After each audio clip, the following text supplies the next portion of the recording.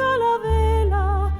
Padre nostro, il suo sguardo non ha più orizzonti. La Bibbia, la Tora e il Corano servono solo ai potenti, perché una sola è la via, ma questa strada è un'agonia.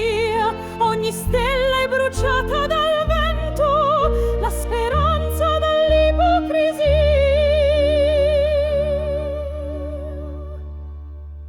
Padre nostro, Padre del precariato, in questo mondo che sdegna l'onesto, in questo mondo che umilia il diverso, Padre nostro, si ribellano i figli nelle tue chiese, crisantemi di gigli, imbrogli su imbrogli. Araldi commercianti del Natale spacciano un paradiso artificiale, overdosi di preghiere parassite stanno strozzando quel poco di fede. Popoli dilaniati, massacrati da debiti eterni, reliquie che sputano sangue su poveri ricchi di niente.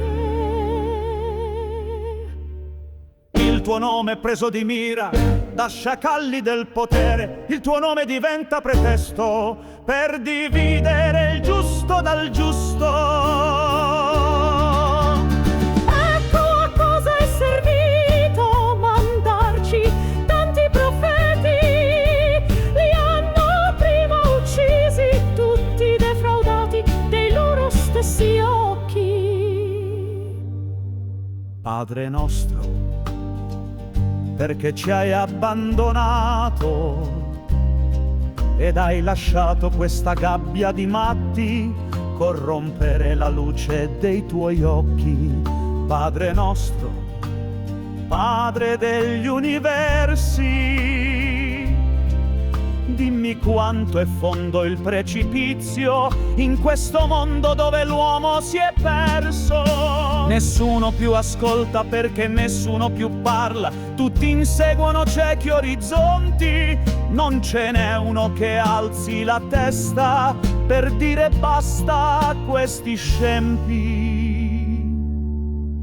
Padre nostro, donne incinte stuprate, lapidazioni, la fame e la sete, e questo è il paradiso di cui tanto parlate. Padre nostro, la terra sanguina odio, il latte del seno ha un sapore acido, e questo è il vostro divino metodo. Ecco a cosa è servito mandarci tanti profeti, li hanno tutti massacrati, tutti uccisi, defraudati dei loro stessi occhi. Padre nostro, in questo mondo orfano, ascolta la mia preghiera, se ti lasciano ancora un po' d'aria pura.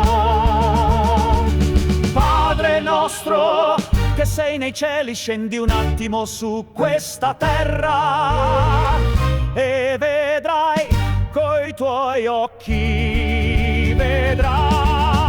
Nessuno più ascolta perché nessuno più parla, tutti inseguono ciechi orizzonti, non ce n'è uno che alzi la testa per dire basta a questi scempi.